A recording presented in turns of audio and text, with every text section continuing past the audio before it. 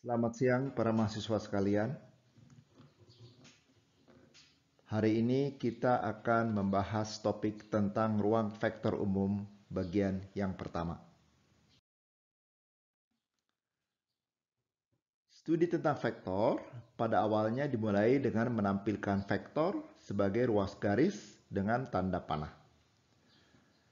Vektor-vektor di ruang dimensi 2 dan dimensi 3 dinyatakan sebagai dua tupel atau tiga tupel dan dapat digambarkan secara visual sebagai ruas garis pada sistem koordinat Kartesian. Selanjutnya, pengertian vektor diperluas ke ruang dimensi n, ya, dan sebuah vektor dinyatakan sebagai n tupel. Namun, penggambaran secara visual menjadi tidak mungkin lagi karena ruang gambar kita hanya bisa menggambarkan maksimal sampai ruang dimensi 3. Konsep vektor di ruang Rn dapat diperluas sehingga berbagai objek matematika dapat diperlakukan sebagai vektor asalkan memenuhi sejumlah aksioma. Yang dimaksud dengan ruang vektor itu adalah himpunan objek-objek yang dilengkapi dengan dua operasi di dalam himpunan tersebut, yaitu 1. Operasi penjumlahan objek-objek, dan yang kedua, operasi perkalian objek dengan skalar. R3 itu adalah contoh sebuah ruang vektor. Himpunan objeknya adalah vektor-vektor yang dinyatakan sebagai V, di mana komponennya adalah V1, V2, V3. Di dalam ruang R3 didefinisikan operasi penjumlahan dua buah vektor U tambah V dan perkalian skalar K kali V seperti yang sudah dipelajari sebelumnya. Namun, kita dapat memperlakukan himpunan lain sebagai ruang vektor, asalkan memenuhi persyaratan yang dijelaskan pada slide berikut ini. Sebuah himpunan objek-objek V yang dilengkapi dengan operasi penjumlahan dan operasi perkalian dengan skalar dapat disebut dengan ruang vektor, dan semua objek di dalam V disebut vektor apabila memenuhi 6 aksioma berikut ini. Yang pertama, harus tertutup atau closure. Operasi penjumlahan dan perkalian skalar selalu menghasilkan vektor di dalam V. Jadi untuk semua vektor U, V ya, dan skalar K, maka U tambah V itu harus dalam ruang vektor tersebut. K kali U juga harus berada dalam vektor tersebut.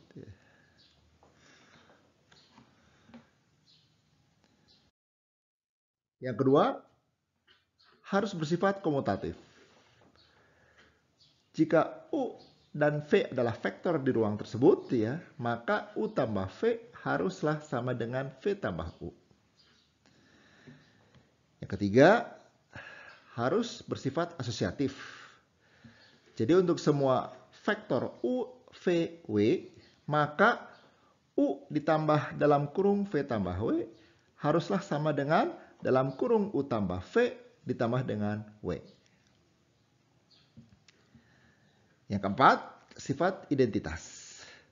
Untuk semua U elemen ruang vektor, terdapat elemen identitas vektor 0 dan skalar 1 sedemikian sehingga U tambah 0 harus sama dengan 0 tambah U.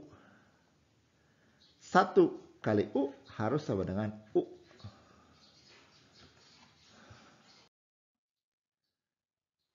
Sifat yang kelima adalah balikan atau inverse atau negatif.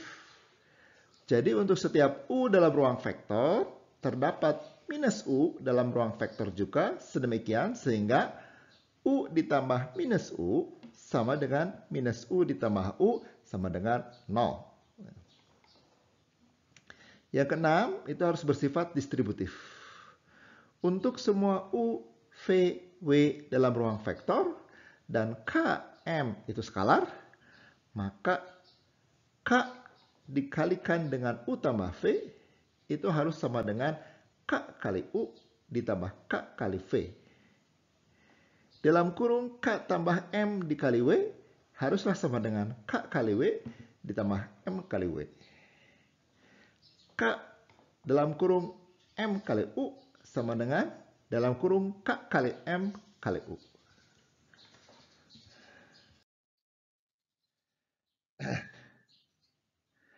Nah, keenam aksioma yang disebutkan sebelumnya itu dapat dirangkum menjadi 10 poin sebagai berikut ya. Jadi ini rangkuman dari 6 aksioma yang sebelumnya itu.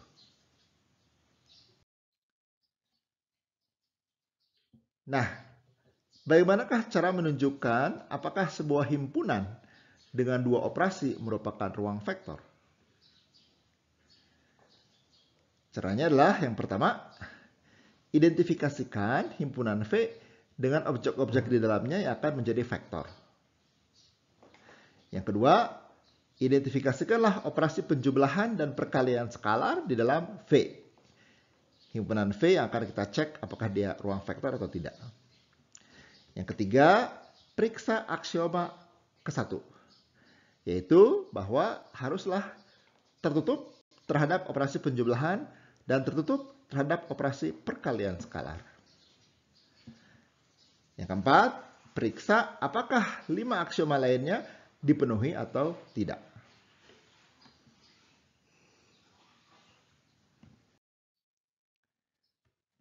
Berikut ini adalah contoh-contoh ruang vektor. Yang pertama, Rn ya, termasuk R2 dan R3 itu adalah ruang vektor. V sama dengan Rn itu sama dengan himpunan objek berbentuk U, di mana komponennya adalah U1, U2, U3, 4 sampai UN. Operasi penjumlahan dan perkalian skalar itu didefinisikan sebagai U ditambah V itu sama dengan ya, setiap komponennya itu ditambahkan. Ya. U1 tambah V1, U2 ditambah V2, U3 ditambah V3, U4 ditambah V4, dan seterusnya sampai UN tambah Vn. Operasi perkalian skalar K kali U itu sama dengan kita kalikan semua komponennya dengan skalar K.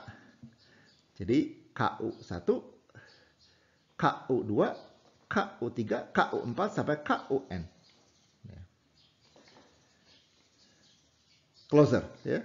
Operasi penjumlahan dan perkalian skalar menghasilkan vektor dengan n tupel ya di ruang Rn. 5 aksioma lainnya, komutatif, identitas, asosiatif, distributif, balikan juga dipenuhi oleh Rn. Nah, silahkan kalian periksa apakah betul Rn itu memenuhi sifat komutatif, identitas, asosiatif, distributif, atau balikan. Silahkan setelah kuliah ini kalian buktikan sendiri ya.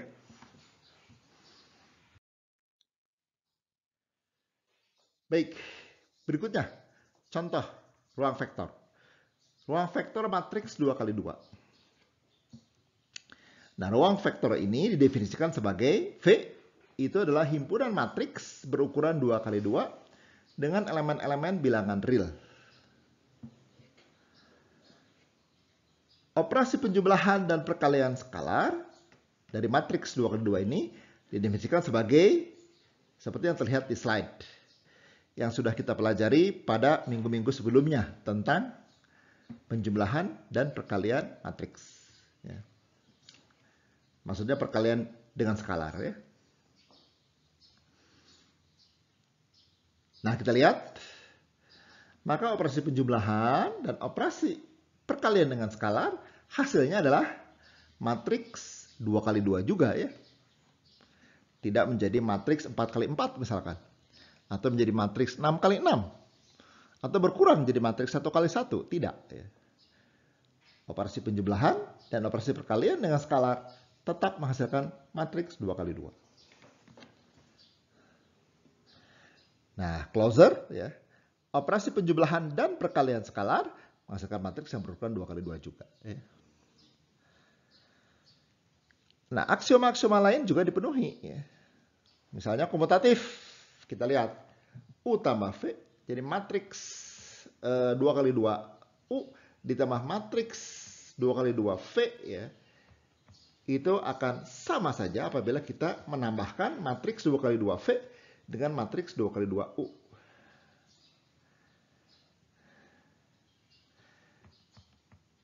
Kemudian elemen identitasnya, ya, matriks 0 itu adalah matriks 2 kali 2 di mana semua elemennya adalah 0. Sehingga 0 ditambah matriks 2 kali 2 U itu sama dengan matriks U itu sendiri. Ya.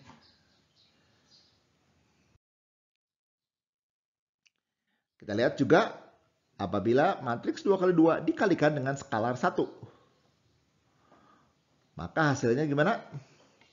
Sama dengan U itu sendiri. Matriks 2 kali 2 itu sendiri. Balikan atau negatif, ya, itu terdapat minus U. Jadi minus U itu adalah semua elemen matriks 2 kali 2 tersebut dikalikan dengan min 1. Nah, sehingga kalau kita jumlahkan U, matriks U ditambah minus matriks U, maka hasilnya adalah semua matriks elemennya, semua elemen matriksnya adalah 0. Ya. Oke, silahkan kalian juga periksa sendiri apakah matriks 2 kali 2 ini memenuhi sifat asosiatif atau distributif kah? Silahkan kalian periksa sendiri, pasti itu akan memenuhi sifat asosiatif dan sifat distributif. Oke, contoh yang ketiga. Ruang vektor fungsi-fungsi bernilai bilangan real. Ya. Jadi fungsi-fungsi bernilai bilangan real itu bisa kita kategorikan juga sebagai ruang vektor. Nah, V-nya kita definisikan, ya, sebagai himpunan semua fungsi bernilai bilangan real untuk setiap X di dalam selang min tak hingga sampai tak hingga. Elemen himpunan V adalah fungsi berbentuk fx.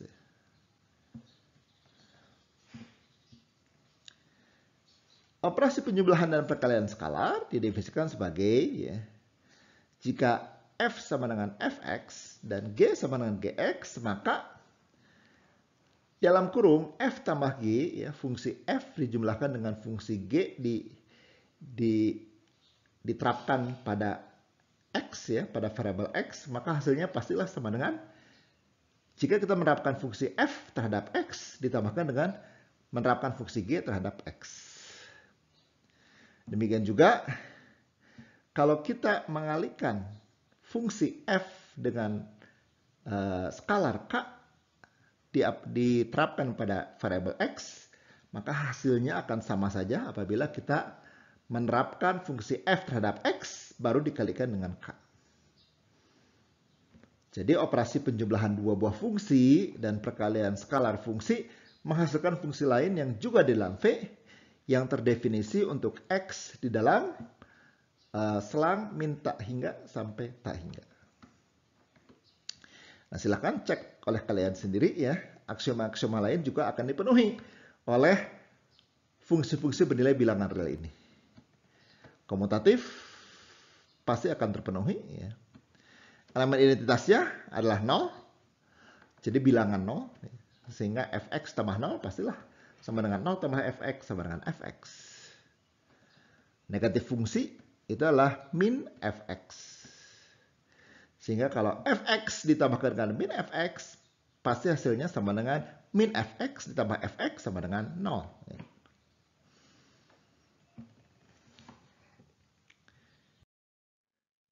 Nah, contoh yang keempat. Ruang vektor polinom. Jadi kalau kita definisikan V-nya itu sebagai himpunan semua polinom berbentuk Px sama dengan A0 ditambah A1x ditambah A2x kuadrat ditambah A3x pangkat 3 ditambah A4x pangkat 4 dan seterusnya sampai An dikalikan dengan x pangkat n.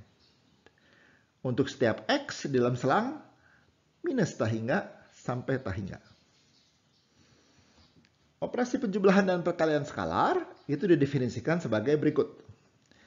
Jika P sama dengan Px, ya, sebuah polinom, A0 tambah 1x tambah 2x kuadrat ditambah seterusnya sampai ANXN, dan Q itu adalah polinom Qx, ya, sama dengan B0 tambah B1x tambah B2x kuadrat, dan seterusnya sampai Bn x pangkat n, maka P tambah Q, polinom P ditambah polinom Q, itu sama dengan A0 tambah B0 tambah A1 tambah B1x pangkat 1 ditambah A2 tambah B2x kuadrat ditambah A3 tambah B3x pangkat 3 dan seterusnya sampai AN tambah BN kali x pangkat n.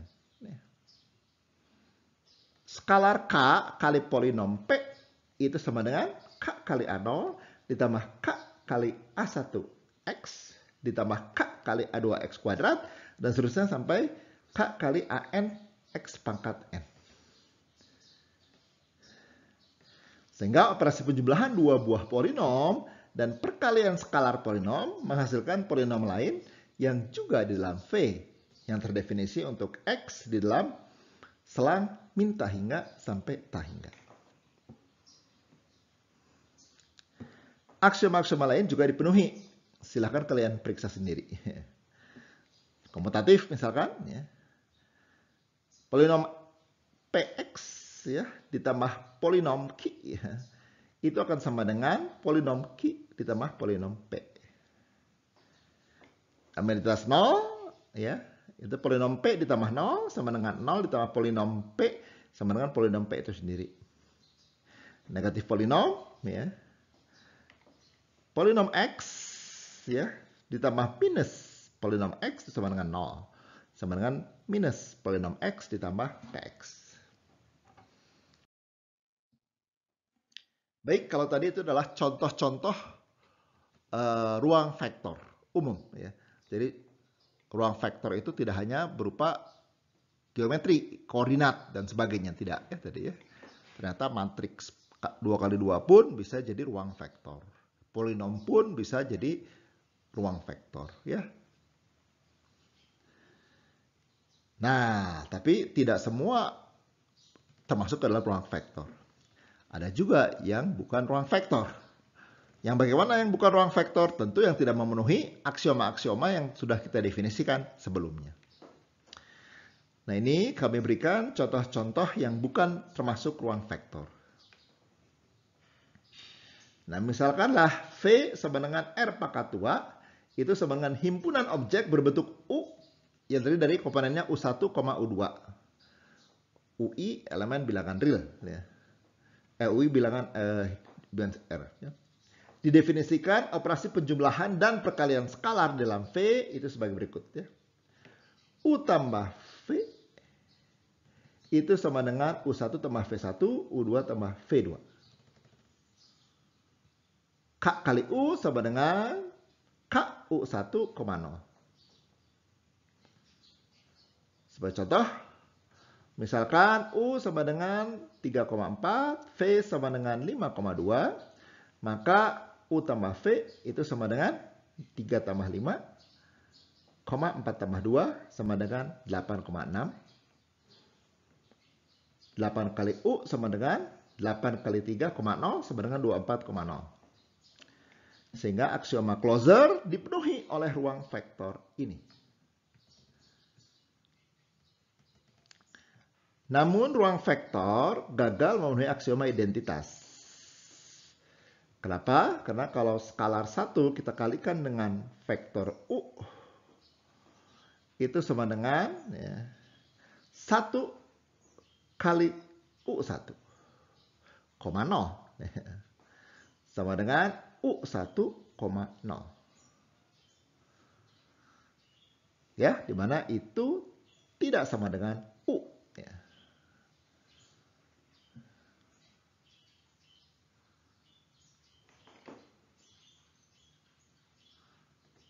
Sehingga karena aksioma identitas tidak dipenuhi, maka ini adalah tidak termasuk ruang vektor. Baik, berikutnya tentang subruang ya. Apa itu subruang? Jika V adalah sebuah ruang vektor ya, maka subhimpunan W dari V itu disebut subruang. Atau dalam bahasa Inggrisnya subspace ya. Jika W sendiri adalah ruang vektor di bawah operasi penjumlahan dan perkalian skalar.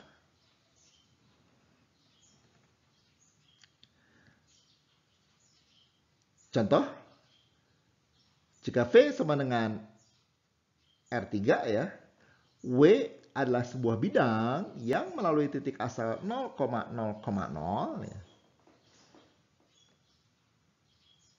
Maka W itu adalah sub ruang dari V ya.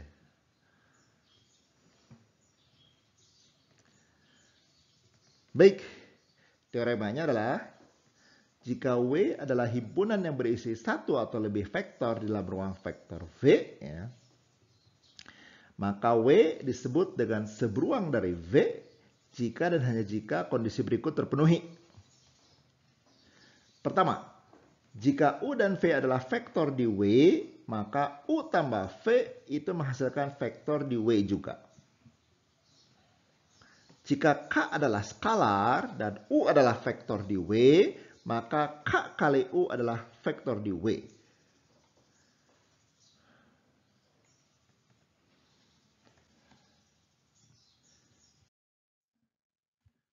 Ini contoh-contoh subruang ya. Yang pertama, himpunan titik-titik sepanjang garis yang melalui titik asal di R2 atau di R3 yang dilengkapi dengan operasi penjumlahan dan perkalian skalar adalah subruang dari R2 atau R3 itu sendiri ya.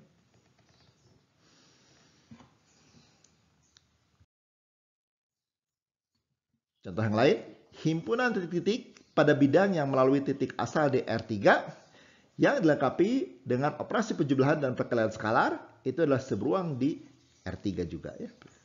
Subruang dari R3. Bisa kalian lihat gambarnya. Nah, tadi adalah contoh-contoh subruang. Nah, ini adalah contoh yang bukan subruang. Himpunan titik-titik di dalam kuadran 1 ya, pada bidang kartesian tidak membentuk subruang. Karena tidak tertutup pada operasi penjumlahan dan perkalian skalar. Sebagai contoh, V sama dengan 1,1 adalah vektor di W ya. Tetapi kalau kita kalikan V dengan minus 1 kali V itu sama dengan minus 1, minus 1. Nah itu terletak di luar W. Di luar kuadran 1. Minus 1, minus 1 ada di kuadran 3. Sehingga bukan subruang.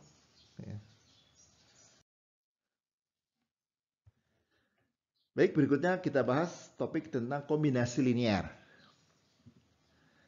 Jika W adalah vektor di V, maka W dapat dinyatakan sebagai kombinasi linear dari vektor-vektor V1, V2 sampai Vr. Ya.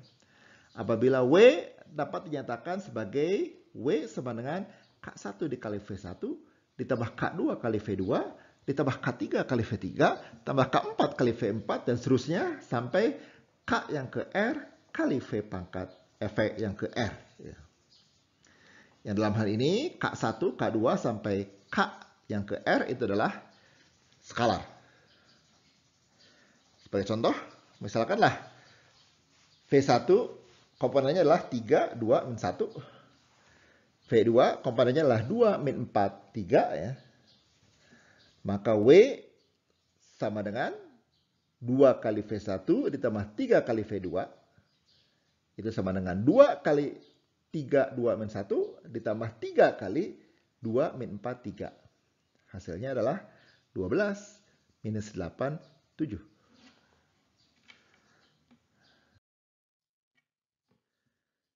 Baik, contoh berikutnya, misalkan nyatakanlah vektor 5, 9, 5 sebagai kombinasi linear dari U, V, dan W, di mana U-nya adalah 2, 1, 4, V-nya adalah 1, min 1, 3, dan W-nya adalah 3, 2, 5.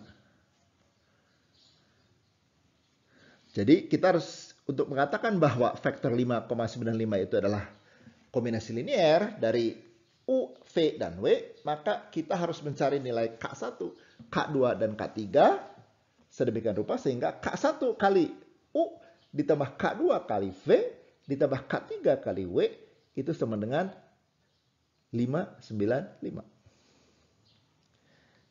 Nah, sehingga kita bisa ubah menjadi sistem persamaan linear. 2K1 tambah K2 tambah 3K3 sama dengan 5. K1 min K2 tambah 2K3 haruslah sama dengan 9. 4K1 ditambah 3K2 ditambah 5K3 haruslah sama dengan 5. Nah, kalian tentu sudah paham tentang sistem persamaan linear dan bagaimana menyelesaikannya. Banyak cara ya, itu menyelesaikan sistem persamaan linear. Bisa menggunakan metode eliminasi Gauss, bisa menggunakan eliminasi Gauss-Jordan, dan sebagainya. Ya. Kalian sudah pelajari itu. Dan sudah melaksanakan kuis juga kalian. Ya. Harusnya kalian sudah paham sekali. Ya. Nah, silahkan kalian coba. Ya. Kalau kalian coba, maka hasilnya akan diperoleh. K1-nya adalah 3, K2-nya adalah min 4, K3-nya adalah 2. Nah, karena kita sudah berhasil mendapatkan nilai K1, K2, dan K3, maka vektor 595 ini adalah kombinasi linear dari vektor U, V, dan W.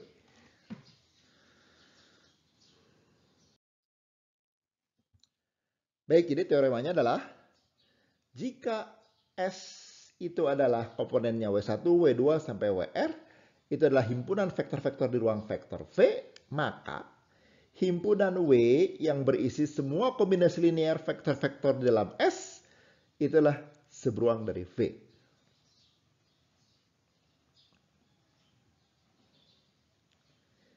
Himpunan W tersebut adalah seberuang terkecil. Nah, seberuang kan banyak ya. Nah, ini seberuang terkecil dari V yang mengandung vektor-vektor di dalam S dengan pengertian bahwa sembarang seberuang lain yang mengandung vektor-vektor tersebut juga mengandung W. Itu definisi seberuang terkecil atau minimal subspace.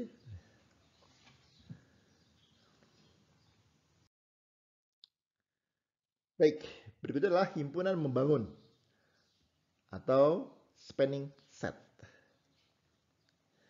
Jika V1, V2, sampai VR itu adalah vektor-vektor di dalam ruang vektor V, maka dan seberuang dari V dibentuk dari kombinasi linear V1, V2, sampai VR, maka himpunan S ya, yaitu V1, V2, sampai VR, dikatakan membangun atau span seberuang tersebut.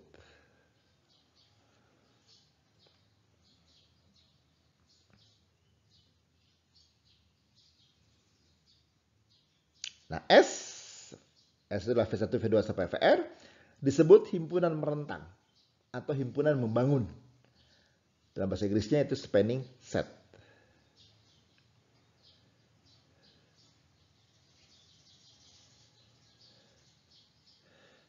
S membangun seberuang, maka kita menyatakannya sebagai span dalam kurung V1, V2, sampai VR. Atau span S. Ya.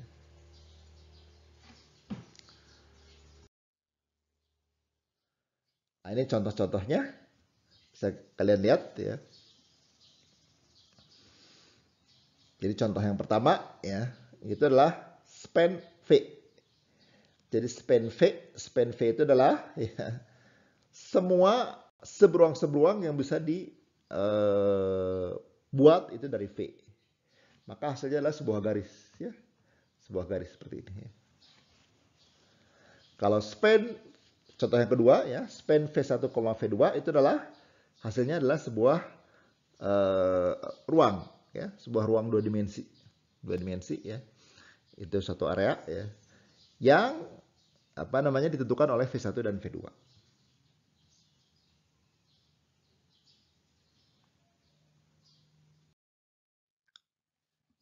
Oke, contoh berikutnya. Vektor-vektor satuan standar I di mana I itu adalah 1, 0, 0, dan J itu adalah 0, 1, 0, dan K itu adalah 0, 0, 1, itu membangun R3. Kenapa? Karena setiap vektor V, ya, V1, V2, V3 itu di ruang R3 dapat dinyatakan sebagai kombinasi linear V sama dengan V1 kali I ditambah V2 kali J ditambah V3 kali K. Kita dapat menyatakan bahwa R3 itu adalah span dalam kurung I, J, K.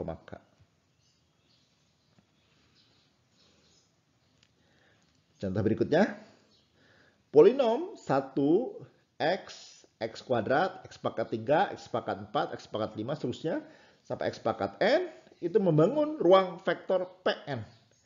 Karena setiap polinom P di dalam Pn dapat ditulis sebagai P sama dengan A0 tambah A1x tambah A2x kuadrat tambah A3x pangkat 3 dan seterusnya sampai An kali x pangkat n. Yang merupakan kombinasi linear dari 1x, x kuadrat, dan seterusnya sampai x pangkat n. Maka kita dapat menyatakan bahwa Pn itu sama dengan span dari 1, x kuadrat, x pangkat 3, x pangkat 4, x pangkat 5, dan seterusnya sampai x pangkat n.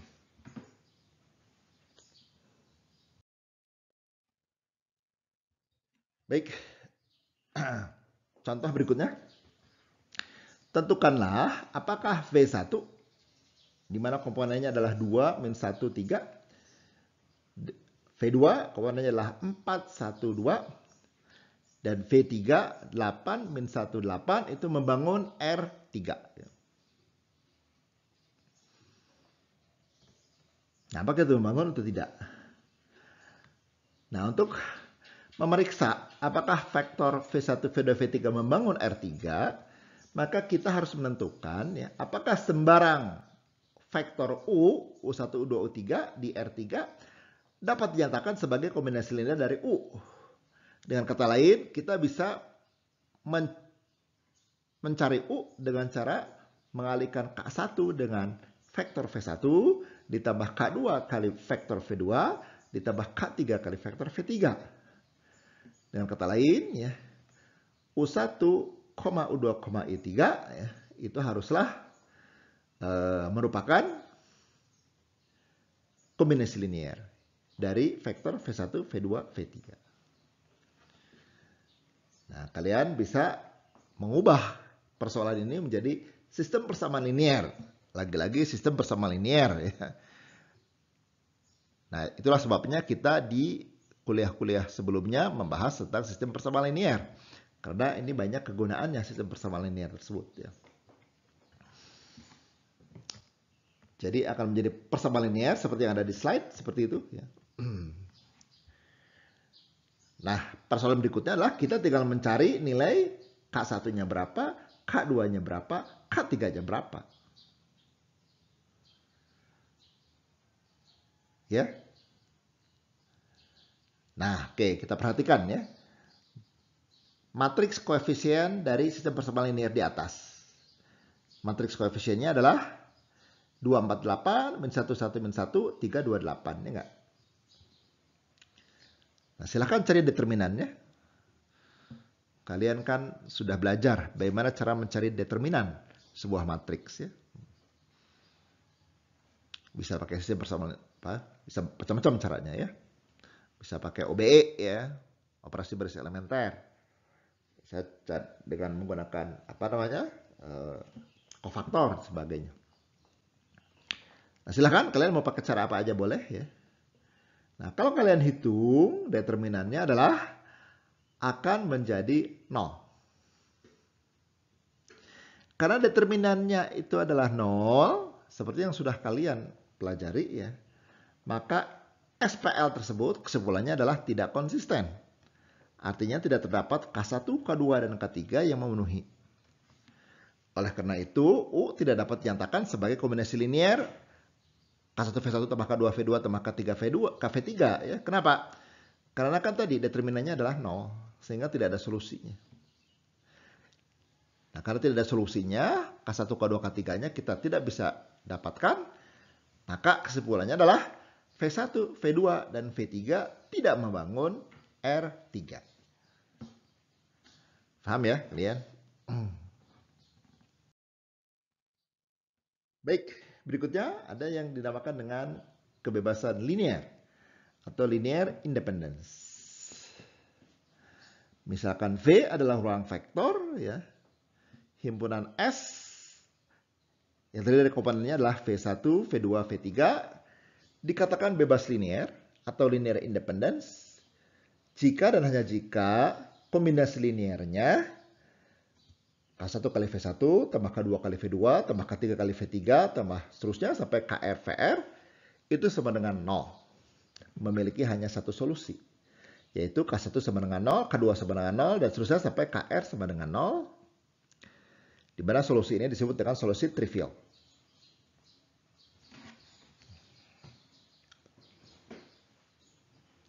Sebaliknya, S ya itu komponennya adalah V1, V2 sampai VR dikatakan tidak bebas linear atau mempunyai kebergantungan linear jika dan hanya jika kombinasi linearnya K1 kali V1 tambah K2 kali V2 dan seterusnya KR kali VR itu sama dengan 0 memiliki solusi non-trivial.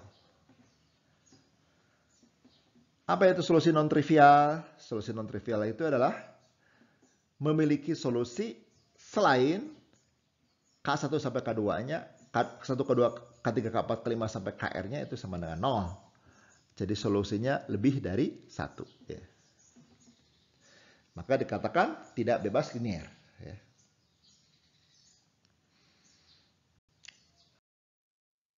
Baik. Pengertian lain dari bebas linear dan tidak bebas linear adalah sebagai berikut. Sebuah himpunan S yang memiliki dua atau lebih vektor itu dikatakan tidak bebas linear atau linear dependence jika dan hanya jika sedikitnya satu vektor di dalam S itu adalah kombinasi linear dari vektor-vektor lainnya. Sebaliknya, sebuah himpunan S yang memiliki dua atau lebih vektor dikatakan bebas linear atau linear independence jika tidak ada vektor di dalam S yang dinyatakan sebagai kombinasi linear dari vektor-vektor lainnya. Sebagai contoh, misalkanlah S itu adalah V1, V2, V3. Di mana V1-nya adalah 1, 2, 3, V2-nya adalah 2, 1, 5, V3-nya adalah 4, 5, 11. Nah, kita dapat memverifikasi bahwa 2V1 ditambah V2 dikurang V3 itu sama dengan 0. Maka V3 sama dengan 2 kali V1 tambah V2. Karena V3 sama dengan 2V1 tambah V2, maka itu berarti V3 itu merupakan kombinasi linear dari vektor-vektor lainnya. Dengan kata lain, V3 bergantung pada vektor-vektor lainnya dalam S. Sehingga himpunan S, V1, V2, V3 itu dikatakan tidak bebas linear. Paham ya kalian? Contoh berikutnya. Polinom P1 sama dengan 1 dikurang X. Polinom P2 sama dengan 5 tambah 3X dikurang 2X kuadrat. Polinom P3 sama dengan 1 tambah 3X dikurang X kuadrat. Itu akan membentuk himpunan yang tidak bebas linear. Kenapa tidak bebas linear? Karena kalau kita lihat 3P1 dikurang P2 ditambah 2P3 kan sama dengan 0. Sehingga didapat P2 sama dengan 3P1 ditambah 2P3. Maaf, itu ada salah cetak ya. Jadi P2-nya itu sama dengan 3P1 ditambah 2P3 ya. Yang berarti P2 merupakan kombinasi linear dari polinom-polinom lainnya. Paham ya? Nah, itu ada salah cetak ya, bukan 3P3 tapi 3P1 ya, di situ betul ya.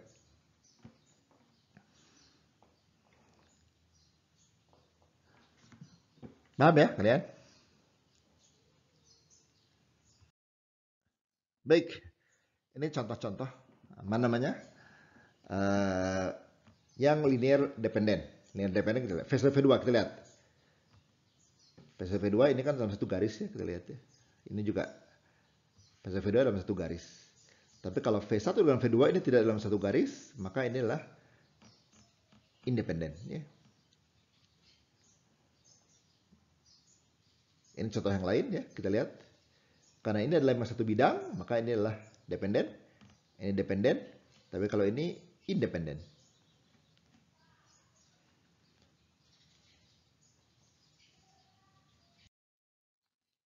Baik, contoh berikutnya. Tentukanlah apakah V1, di mana V1 adalah 1, min 2, 3. V2 itu 5, 6, min 1. V3 itu adalah 3, 2, 1. Apakah membentuk himpunan yang bebas linear atau tidak bebas linear? Nah, tinggal kita periksa. Apakah kombinasi linear K1 kali V1 tambah K2 kali V2 tambah K3 kali V3 sama dengan 0 itu memiliki solusi trivial atau non-trivial? Kalau trivial berarti linear independence. Tapi kalau non-trivial berarti linear dependence. Ya. Kita selesaikan aja. K1 dikali dengan 1 min 2, 3 tambah K2 kali 5, 6 min 1 tambah K3 kali 3, 2, 1 sama dengan 0. Carilah berapa nilai K1, nilai K2, nilai K3-nya. Nah, ini tidak lain adalah sebuah sistem persamaan linear homogen. Ya. Silahkan kalian selesaikan sistem persamaan linear homogen tersebut. Bisa pakai metode eliminasi Gauss, bisa pakai metode eliminasi Gauss-Jordan, dan sebagainya. Silahkan.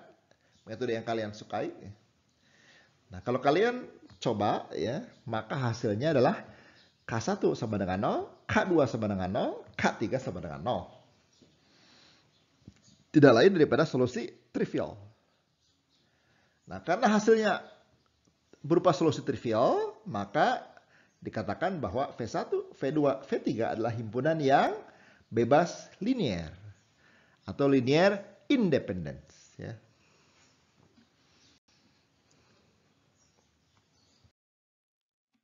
Contoh berikutnya.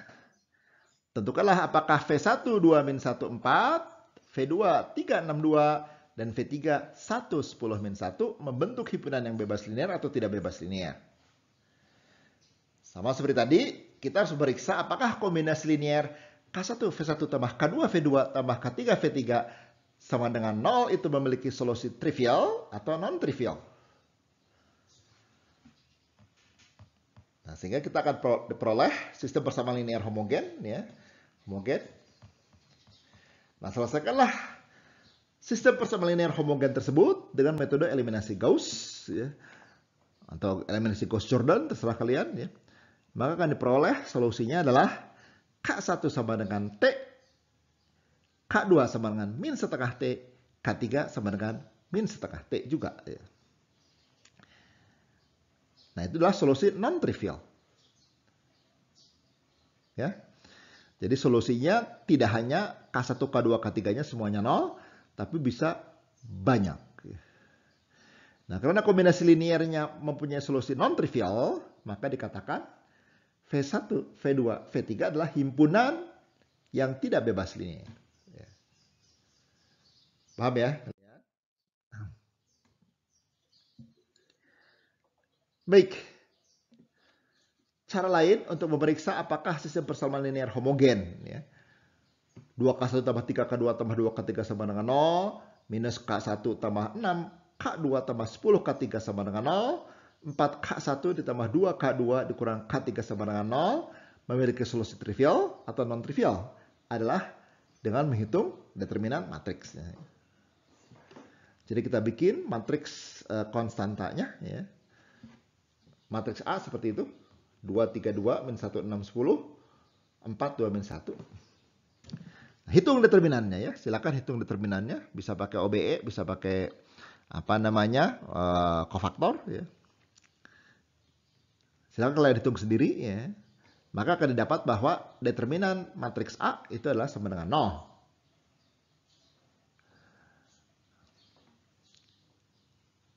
Ya, seperti itu.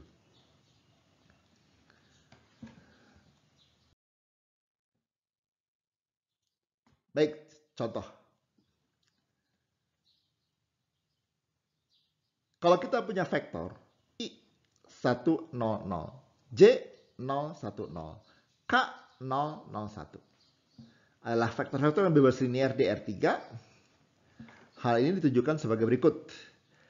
K1 kali I ditambah K2 kali J ditambah K3 kali K sama dengan 0. Atau K1 kali 1, 0, ditambah K2 kali 0, 1, 0, ditambah K3 kali 0, 1, 0 sama dengan 0. Maka diperoleh sistem persamaan linear homogen di mana K1-nya 0, K2-nya 0, K3-nya 0. Jadi solusinya K1 adalah 0, K2 adalah 0, K3 adalah 0. Sehingga itulah solusi trivial. Nah, secara umum, vektor-vektor satuan standar di Rn ya. Jadi kalau setiap komponennya itu adalah 1 nilainya, maka pasti akan membentuk himpunan yang bebas linear ya di Rn. Baik, karena 45 menit sudah berlalu ya, 45 menit ya.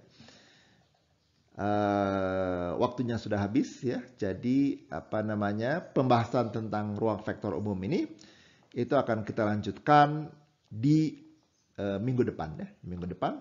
Jadi minggu depan materi kita masih ruang vektor umum yang merupakan kelanjutan daripada materi kita hari ini. Baik, demikian materi untuk kuliah kita hari ini ya. Kita akan lanjutkan nanti minggu depan. Terima kasih. Kalian jaga kesehatan, jaga protokol kesehatan, sehat selalu ya.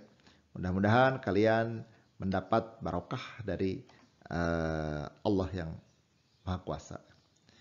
Demikian, selamat siang. Assalamualaikum warahmatullahi wabarakatuh.